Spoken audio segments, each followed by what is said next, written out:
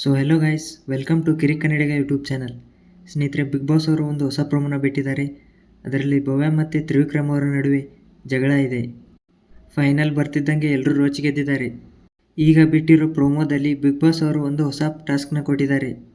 ಅದೇನೆಂದರೆ, ಒಂದು ಚೆಂಡನ್ನ ಬ್ಯಾಲೆನ್ಸ್ ಮಾಡಿ ಬಾಸ್ಕೆಟ್ ಒಳಗಡೆ ಹಾಕೋದು. ಈ ಟಾಸ್ಕ್ನ ಭವ್ಯ, ತ್ರಿವಿಕ್ರಮ್, ಮೋಕ್ಷಿತಾ ಮತ್ತು ಧನು ಅವರು ಆಡ್ತಿದ್ದಾರೆ. ಬೆಳಗಿನ ಪ್ರೋಮೋದಲ್ಲಿ ಭವ್ಯ, ಮೋಕ್ಷಿತಾ, ರಜತ್ ಮತ್ತು ಗೌತಮಿ 4 ಜನ ಆಡಿದ್ರು. ಅದರಲ್ಲಿ ರಜತ್ ಮತ್ತು ಗೌತಮಿ ಅವರು ಔಟ್ ಆಗಿದ್ದಾರೆ. ಮೋಕ್ಷಿತಾ ಮತ್ತು ಭವ್ಯ ಅವರು ಆಟನ ವಿನ್ ಆಗಿದ್ದಾರೆ ಅನಿಸುತ್ತೆ. ಧನು, ತ್ರಿವಿಕ್ರಮ್, ಮಂಜು ಅವರು ಬೆಳಗಿನ ಪ್ರೋಮೋದಲ್ಲಿ ಅವ್ರ ಆಟನ ಆಡಿದ್ದು ತೋರಿಸಿಲ್ಲ. ಈ ಪ್ರೋಮೋದಲ್ಲಿ ಕೂಡ ಮಂಜನ್ ಅವರು ಆಟ ಆಡಿದ್ದು ಕಾಣಿಸಿಲ್ಲ. ಅಂದರೆ ಕ್ಯಾಪ್ಟನ್ ಆದ ಹನುಮಂತು ಅವರು ಅವ್ರನ್ನ ಆಟದಿಂದ ಹೊರಗಡೆ ಇಟ್ಟಿರೋ ಚಾನ್ಸಸ್ ಕೂಡ ಇರ್ಬೋದು. ಇವತ್ತಿನ ಟಾಸ್ಕ್ ಬಗ್ಗೆ ಮಾತಾಡೋದಾದರೆ, ಇಲ್ಲಿ ತ್ರಿವಿಕ್ರಮ್ ಅವರು ಹಿಡಿದಿರೋ ಸ್ಟಿಕ್ನ ಮೇಲೆ ಎತ್ತಾರೆ.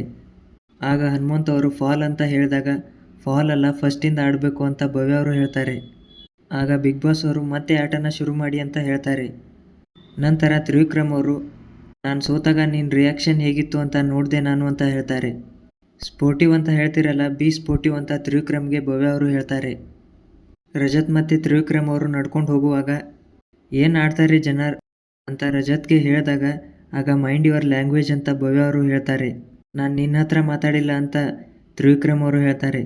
ದೂರ ಇರೋಣ ಅಂತ ಕೂಡ ಭವ್ಯ ಅವರು ಹೇಳ್ತಾರೆ. ನೋಡೋಣ ಫ್ರೆಂಡ್ಸ್, ಕಾದು ಏನಾಗಿದೆ ಅಂತ. ನಿಮ್ಗೇನು ಅನಿಸುತ್ತೆ ಇದ್ರ ಬಗ್ಗೆ ಕಮೆಂಟ್ ಮಾಡಿ. ಹಾಗೆ ನಮ್ಮ ಚಾನಲ್ಗೆ ಲೈಕ್ ಮಾಡಿ, ಶೇರ್ ಮಾಡಿ, ಸಬ್ಸ್ಕ್ರೈಬ್ ಮಾಡಿ.